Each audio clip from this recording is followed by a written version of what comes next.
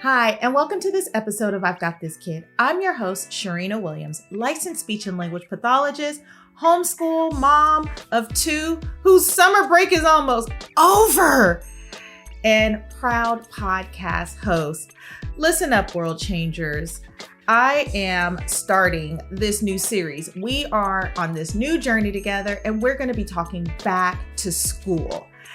And let me tell you something. This is unlike any other back to school that any of us have ever experienced. Matter of fact, I was in the store yesterday and it was one of the big box stores. I'm gonna leave them nameless.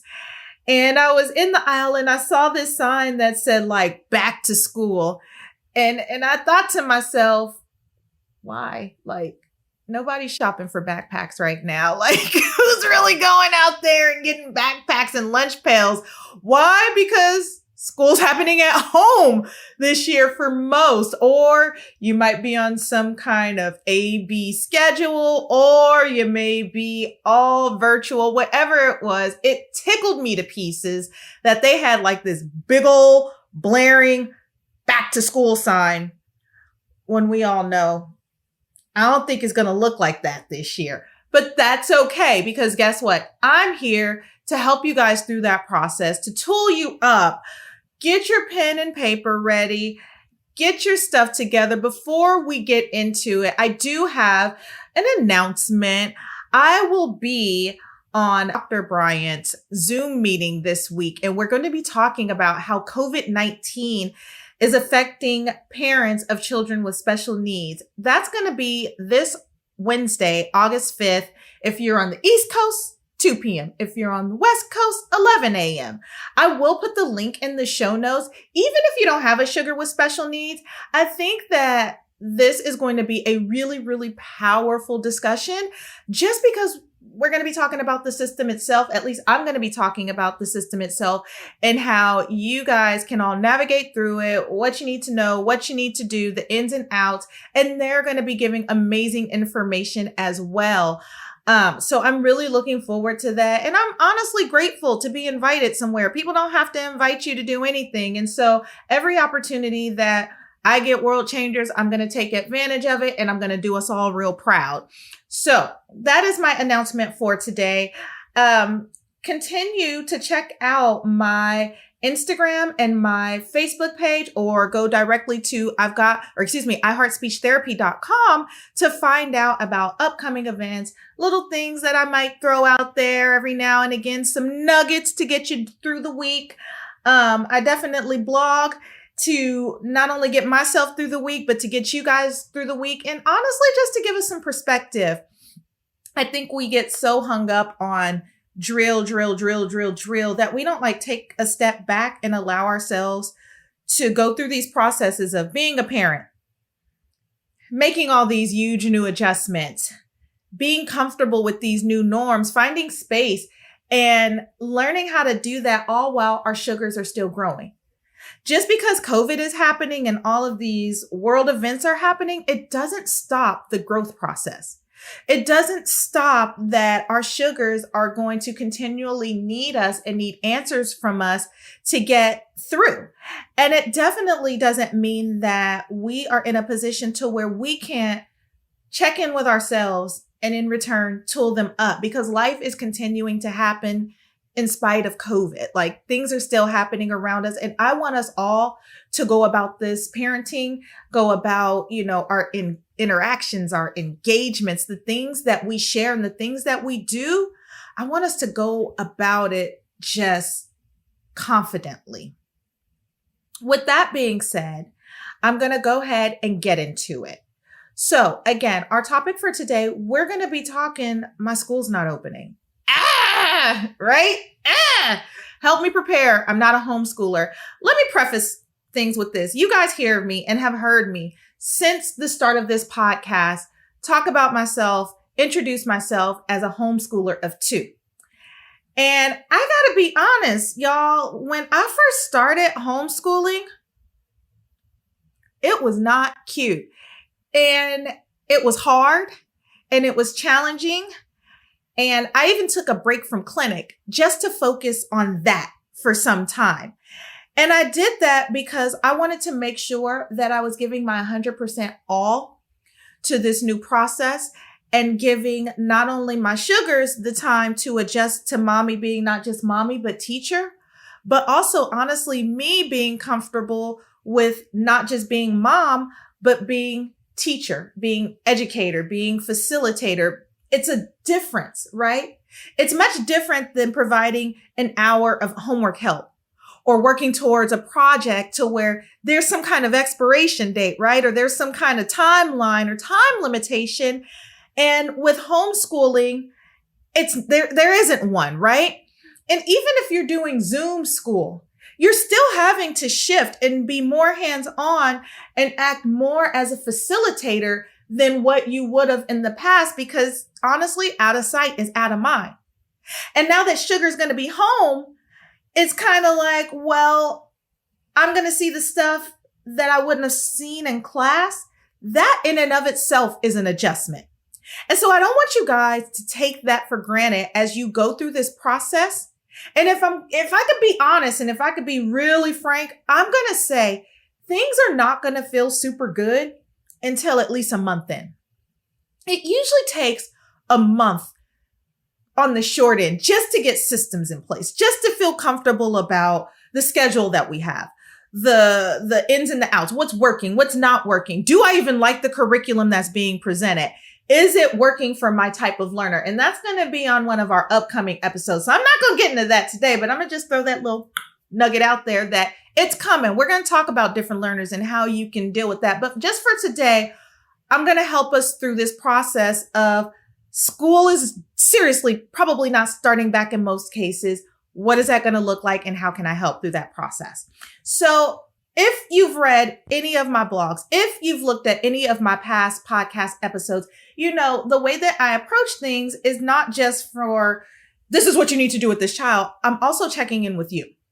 And the reason that I'm checking in with you is because it's really hard to navigate and manage and guide if you don't even have a clear scope on how you feel about things, how you feel about the process. Do you even feel like you can attack this? Why? So I deal with things kind of from a global perspective. I definitely deal with the sugar and giving you tips and tools, but I also want to deal with you. Because no matter what we do, no matter what we say to our sugars, they're watching our actions. And if our actions don't align up with our words, then it doesn't matter what we say because they're going to do what we do. They're going to feed off of what we feed off of. And that's going to be simply what it is. And so I'm going to give you a bunch of B statements. And if you're like me, you might want to take notes. And if you don't want to take notes and you just want to listen, I'm happy either way. But the first thing that I want us to think about and all of us to adapt to is accepting the new norm. Our sugars being at home, there's nothing we can do about it. There's no way that we could get around it. Like, can we drop them off to a facility and have them kind of like manage things? Yeah, but for the most part, for most of us, our sugars are going to be there. Our sugars are going to be in our space. And for most of us, we're going to be balancing work and balancing homeschooling. And what does that look like, right? So I want you to just get into that space to where you could say to yourself, you know what, this is going to happen. And I'm okay with that. Now, you might not have all the answers between that, not yet, but at least just having that much out there on the table. Because it's going to lead you to this. It's going to lead you to having some kind of confidence. Now, where you are on the confidence scale, that's totally up to you. But just accepting that your sugar's going to be there will give you some kind of confidence about what's going to happen next. Because once you accept, then you can deal with, okay, well, how are things going to look? What is this going to look like? What is this going to feel like? What is this going to smell like? How am I going to navigate through this? You can start planning at that point. Because remember, your confidence, your sugar is watching how confident you are. And if you're confident about how things are going to go, then they're going to be confident in your skills and your abilities. Even if you're not a teacher, I haven't even gotten on the teaching part. I'm just talking about being comfortable and confident with the idea that sugar's going to be there, at least for some part of this school year, right? And so I can't emphasize enough, like this isn't one of those fake it until you make it times. Like this ain't it. This ain't the time for that. I need you to really be confident that this is happening and that they're going to be feeding off of you. Why? You're not going to be able to go out that door and you two go your separate ways. They're going to be there with you. So you need to have that space. I need you to be comfortable with what you know and what you don't know. Again, that goes back into that no faking it until you make it. This is when you're going to have to like assess yourself. If you have someone who's going into 9th grade algebra and you know you haven't picked up an algebra book since then, it's all right to be like, you know what, we're learning together. I learned during my first year with the kids that the more transparent I was, the more grace they were able to show me and the more grace I was able to show them. And so me saying, you know what, sweetheart, I don't understand this new math, but if you give me a minute, we're going to learn it together and we're going to learn their systems and then we're going to work it out. And that's how we went about things at first until I realized like, I really have to study new math. Like I really have to know new math inside and out. I don't get to just put the number on top of the other number. Like they break these things down into arrays. It's a whole mess, right? And so I want you to go into it being comfortable with what you do and don't know. Because then you could come to your sugars and say, look, this is how I was taught how to do it. I understand this is what the book says. And somewhere in between all that, we're going to meet each other halfway. And even if you aren't the teacher and sugar is watching it on TV, you're still going to have to be homework help. You're still going to have to be that support system. So just being comfortable with that process, being comfortable with, hey, I have absolutely no teaching experience. Bear with me. That's fair. Because then sugar's going to be like, if mommy's comfortable and if daddy's comfortable with telling me that they don't know everything and that they're working at it, guess what I'm establishing without them even knowing? The ability to tackle new things without being fearful. The ability to establish grit when things are hard. I can't overemphasize how hard, this is going to be for America getting used to schooling at home. Again, this is something that most homeschoolers who opt to do it are like, when we first get into it, right? But for those who had no intentions, even like observing sugar in school, this is no joke. So I want you to be comfortable with that. Be comfortable with it's okay for it to be hard. It's okay for it to be uncomfortable. It's okay for it to seem like, why is this happening? It's okay to even not like it. All of those are fair and valid. But it goes back to the first point is we have to accept it, like point and blank. Like we can complain our whole way and the whole time through it, but then think about the bigger message that you're sending to your sugar. Are you going to want them to be complaining through life? Like this is sometimes the cards that we're dealt. What's happening to us is completely unprecedented. This has never happened before. And so we're all learning together. And so that's why I want you to be super comfortable and I want you to be super confident because that will make this process and this transition so much easier. The next thing I want you to do is be ready to talk to your employer. If you have a job to where most of your day is spent collaborating, and what I mean by collaborating, you're meeting with other people. You're in meetings all the time. It really takes your attention. It takes all of your energy and your effort to put you into your job to do it confidently, competently, and successfully, right? I want you to be comfortable with talking to your boss because most likely if they have kids, they're in the same boat that you're in. I want you to be confident to talk to them and comfortable talking with them about life adjusting. Yes, I'm going to be there at the meeting. Yes, I'm going to do my work. Yes, I'm still going to get it done. Don't get upset with me if I have to do one of these. I gotta go. Like something, keyword, I don't know.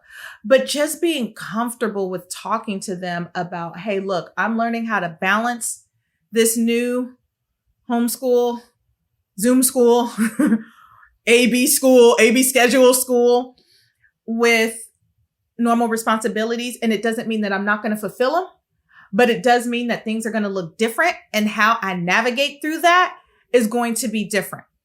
And if they're understanding, I hope they are understanding, because again, all of us are going through this. Like, now's not the time, for us to be like cracking the whip on each other. Like, we all really need to be empathetic to what everybody's going through in every situation. So I'm really hoping that you're ready to talk to your employer and explain to them that this is what things are looking like. If you have an employer to where your schedule shift can change, it wouldn't hurt asking for a shift change. It wouldn't hurt turning things around. I even changed my schedule to be more present during the week for my sugars. And then I take more time on the weekend to do other job related responsibilities, because again, I had to create a new work-life balance. So I'm not telling you this stuff just because, it just sounds good. Like, I am living through it. And even though I work for myself, it still was a process having to shift things around in order to meet these new demands and these new needs, because the days that my children used to go to group, I don't get those days anymore. Not this school year. And so when I say like we are growing and learning about this together, I genuinely mean it. And I also mean it in that way that, a lot of our things that we used to enjoy, they're still closed. So field trip day, that's pretty much off the table, or we're going to have to come up with creative field trip day, right? And it still needs to fit within academia. It still needs to fit within their world. It doesn't just need to be a random off day where we're just kind of swinging from the ceiling and just giving ourselves a break, but it still needs to be a good fit with what's going on around us. And so I want you, world changers, to advocate for yourself, advocate for your sugar, advocate your needs, like being honest about what works. Like, even if you do have a job where meetings happen during certain times a day, it's okay to ask, can this meeting happen maybe in the late afternoon where I know sugar isn't in school and I'm not having to keep an eye out on them and divide attention, and now I look like a flighty employee? Like, come on, y'all. Let's at least try. The next thing that I want you to do is be ready to establish clear expectations for your sugar. I'm going to say it again. Be ready to establish clear expectations for your sugar. Remember, you weren't doing this before. The clear expectation last school year, at the start of last school year, was get up, get dressed, get yourself some breakfast. Let me get you to where you need to go. Whether that was the bus stop or I'm dropping you off or you're walking to school, that was the expectation, right? Every day. Same thing. Every day.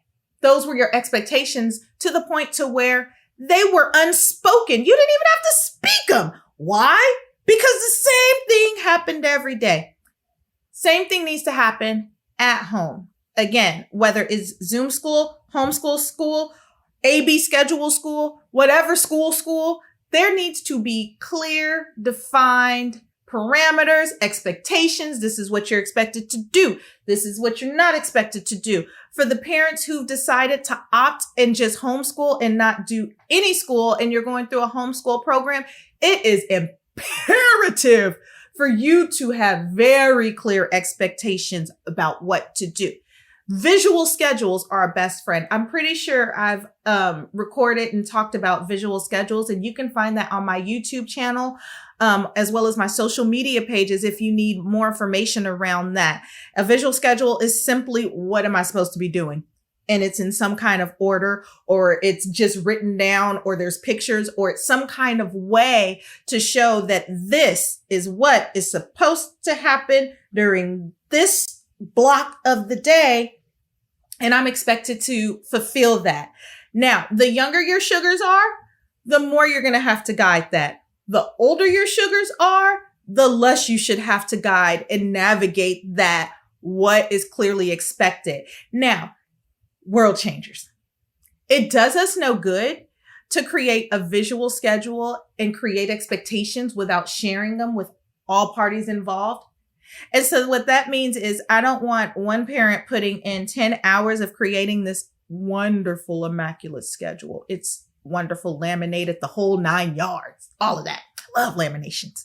Anyway, I don't want one parent going through all of this trouble of creating this schedule and the other parent having no idea what it is and what it means. So if parent A, who went through all this trouble, has to go, parent B can still carry things out and knows what's supposed to happen. So things aren't just falling on one parent. I want you to be sure that everybody knows what's going on. And once you create that schedule and you go over that schedule or you do it together as a team, now it's time to get sugar involved. This is what's expected of you. This is how, our time is going to look. If you're in school every day from 9 to 12, then at 12:05, I expect you to be making lunch or going to eat the lunch that was already prepared.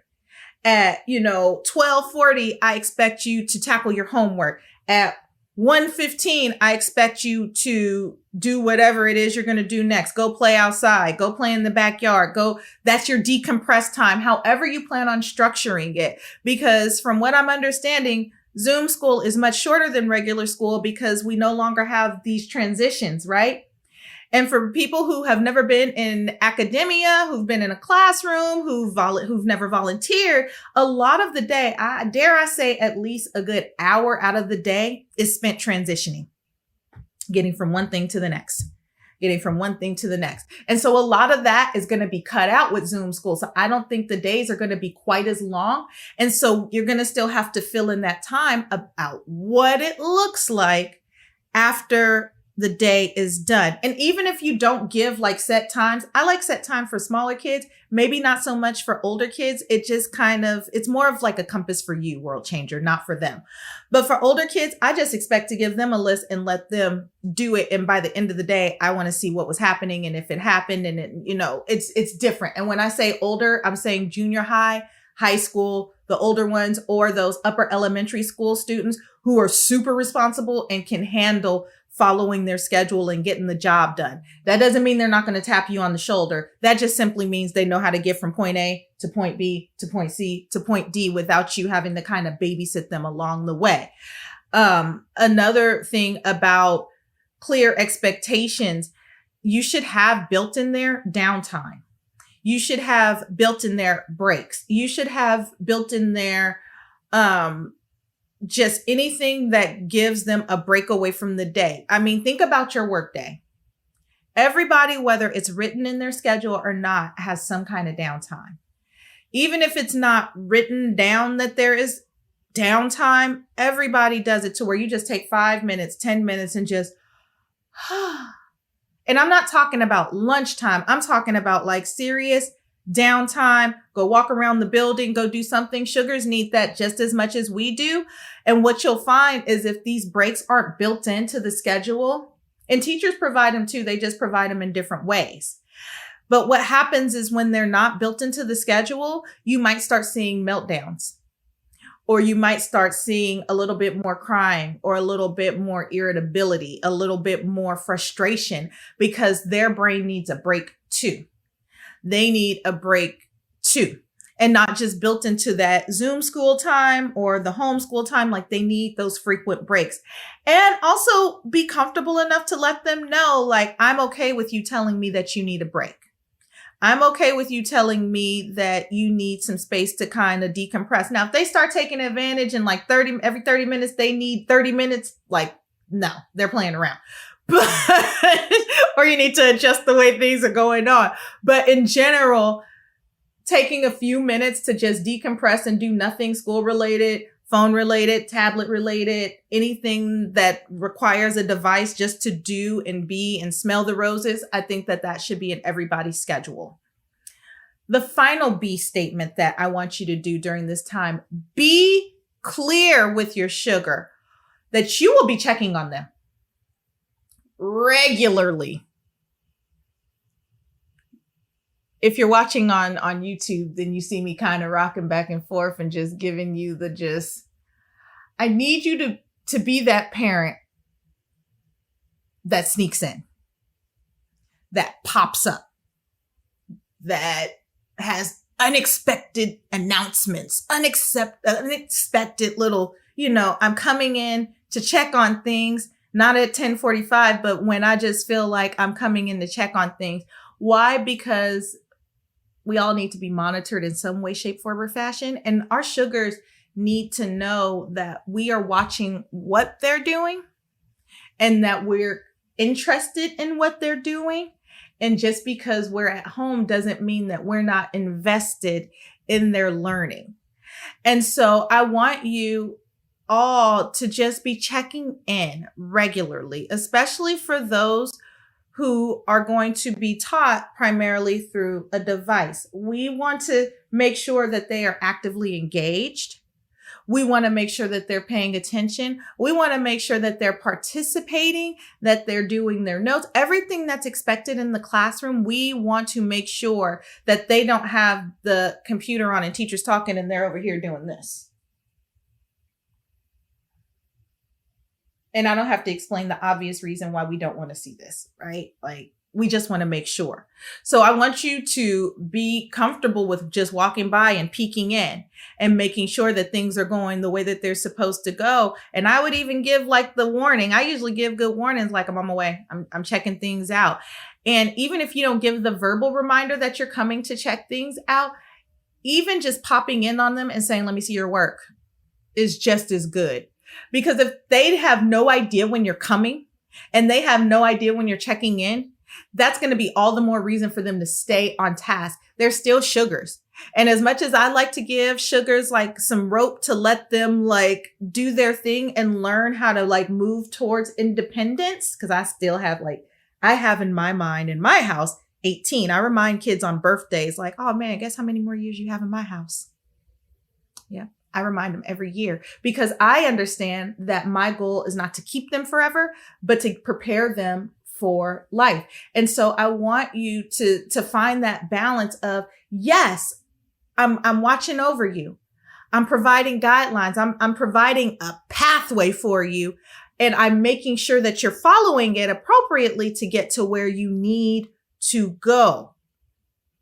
Everybody follow me with that?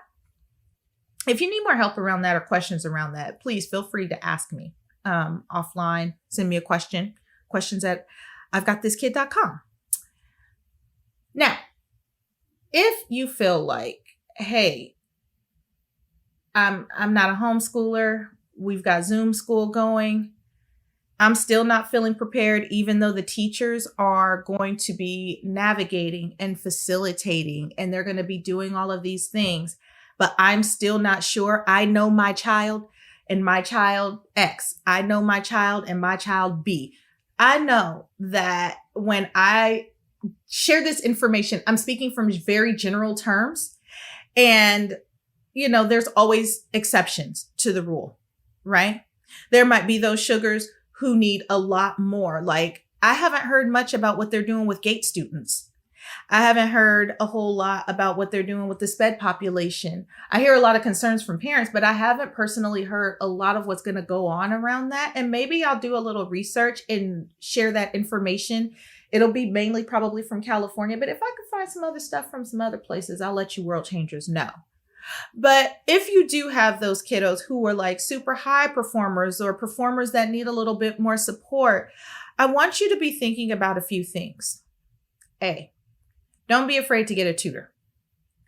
And you don't have to go to a big brand company to find great tutors, especially if you have sugars who are lower elementary, middle school.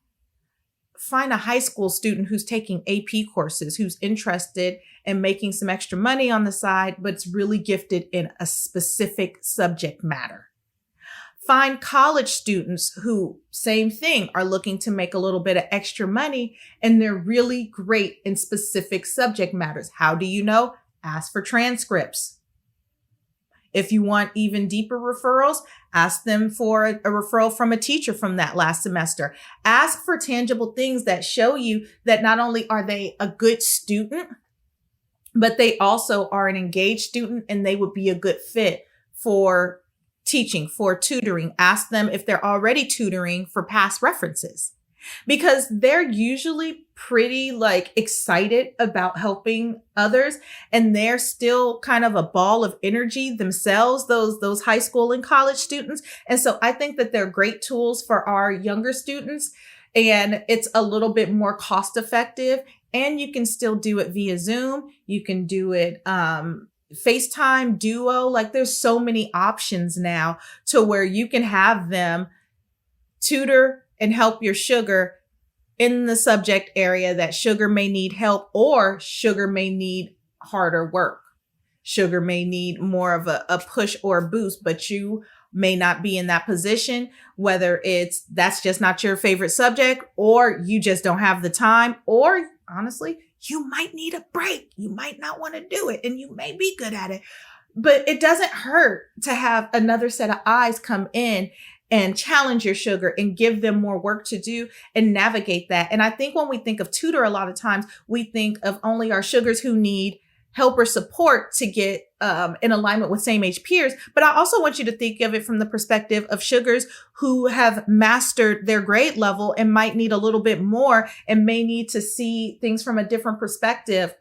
For example, our violin teacher that we've had for years is also an elementary school teacher. And so for years, she has given us additional materials and different ways to look at curriculum in a way that we probably wouldn't have looked at it, myself included. Like I would have never thought of things that way. And she does an amazing job of just 5-10 minutes of her time. Like, think about it like this and try this. And then we try it and it goes really well, but she's really gifted at what she does. And it's not that the kiddos are behind. It's because she wants them to expand their knowledge base. And so it's nothing wrong with tutor. There's no stigma with tutor. Again, it's all about perception. And if you put a negative perception or a negative connotation on tutors, then guess what? Sugar's going to do the same thing and they may reject them. So I want you to be mindful about that and think about it as a viable option. And if you're not sure where to go, I would start with my local high school. I would start with my local neighborhood. I would start with people I know and start tapping them on the shoulder. If you're new to the area, I would definitely go to the local high school. If there's a college that's in your area, I would go to that specific department and ask the department head or ask the administrator. There's usually an administrator over the department or a secretary, somebody who can help you, and just say, hey, I'm looking for a tutor. Do you have a student that sticks out to you that would be a great fit for my sugar? And sometimes colleges even offer those services on campus. Again, I think it's going to be all virtual, but you can still tap them on the shoulder and ask. It doesn't hurt. I would also think about, to the point I was making, I would enlist a teacher. While my kid's violin teacher is an amazing violin teacher. I don't know how she gets out of them what she gets out of them, but she does. She does a great job, but she's also a great teacher. And I mean, I would have no problem tapping her on the shoulder and asking her for help. I would ask actual classroom teachers, would you be willing to help my little sugar after hours in this subject matter? Or do you know a teacher? Do you know someone else who would be willing to help or to provide more support or to provide what I'm not sure my sugar should be getting, or I'm not sure if they're getting what they're supposed to be getting? The final thing that you can do is create a co-op with other parents who are masters in a specific subject area to ensure that everyone is on track. So guess what my go-to is? I am usually the ELA go-to, English language arts, reading, Sugar's not talking, help them with their sounds. I am the go-to for everything that has to do from here up, right? My husband, he's the go-to for everything math and science. There are people right now in your community who are really, really great at certain things. Like I have a cousin who is amazing at historical facts. Like she is wonderful about historical facts. And I honestly think of her anytime I think about historical facts. I have other family members who are great at other things. And so tap your community on the shoulder and find out who is willing to co-op with you, to share their information, to share their knowledge. And it doesn't even always have to be academics, right? For example, the kid's great grandmother, she's a seamstress. And so whenever we think about sewing, we think about her. Like there's so many things that we can tap into within our community to teach our sugars skills, to teach our sugars what they need to know, to teach them, different things, not just math, reading, writing, those things. We can go beyond that and find different things that we're interested in. Even hobbies sometimes are great. Like some people who like crocheting, some people who like art. It's all kinds of different stuff. My mother-in-law is a great artist. And so she usually does all art with my daughter. Whereas my father-in-law, he's super mechanical. And so my son likes to build stuff. And so my son will build and they'll go talk about it. And they kind of challenge each other literally to make different things. Or my father-in-law likes to draw sometimes. So he'll take what my son made and actually draw it. Or, they'll talk animal facts, and like, it's interesting to see how community will come together and like impart different things. But if you want something that's a little bit more structured, I would tap my community on the shoulder. Hey, do you mind spending an hour a week or 30 minutes a week? And I'll trade you my skill for your skill, or I'll trade you this for that, because everyone has some kind of gift, some kind of skill, something that they're great at doing that they can contribute to the sugars' lives. So I would seriously think about that. So I want you guys to consider, like, when we're thinking about this whole process, I don't want you to be discouraged, and I don't want you to feel like you're not prepared, because that's not true. I think that sometimes it just takes us taking a step back and really thinking about what's in front of me. Can I deal with it? How do I deal with it? What do I know? What don't I know? And how can I get to the next point? And it happens to all of us whenever we're faced with something new. I mean, this is new and it's not traditional. For the last 100 plus years, we've been doing schools in traditional settings. And so this is different, and different doesn't always necessarily mean bad. I've seen parents like join together with their kids in ways that they were not doing and engaging in ways that they weren't pre-COVID. And so it's not necessarily a bad thing. So I don't want you to take my ass as always sometimes it's just this is different. What do I do? And there's nothing wrong with being able to acknowledge, like, this is different. This is scary. I don't know. And once you get to those places where you're done getting through those first real raw emotions, then you can think back and really analyze, is it that bad? What can I do? How can I do it? Right? So I don't want you to get stuck with that. So world changers, I want you guys to know we can't put it off. We have to be proactive. And most importantly, we can do this. You can do this. I can do this. I'm usually juggling 10 different balls. I usually have like 10 things going at one time. And I've learned that it all gets done. And it's usually my attitude and the way that I perceive things that measures how great things are going to go. And so I'm telling you guys, not only can I do this, and if I can do it, you can do it. So I want you to just smile real hard, get ready, accept it for what it is, and most importantly, have fun. Have fun. Your sugar's only going to be this age once. They're only going to be, in this grade once. You're only going to be able to be their parent at this age once. And so I want you guys to make the most of it. Have fun. Just have fun. Even through your failures, have fun, because you know what? Things are going to be okay. And as long as we keep telling ourselves that things are going to be okay, and we keep walking and things are going to be okay, eventually, guess what? It is. And not only that, I have pure, genuine hope and belief in you guys. And I believe that you guys are going to do a great job, because you guys are awesome like that. So that wraps it up for me today on this topic. I'm going to do kind of a part B-ish for my neurodivergent learners. So you're free to listen into that, or you're free to go to my website, iHeartSpeechTherapy.com, and check out all the latest blogs, podcast episodes, and my YouTube page. Don't forget to go to my Facebook page, Cherina Williams, licensed speech and language pathologist, and join in have some fun, post your questions, go to my Instagram page, check out what's upcoming, what's going on. Check out my Cherina Williams Instagram page because I put fun pictures about the stuff that me and my sugars are doing and how we're getting along and things from our perspective. All right, y'all, until the next time, take care.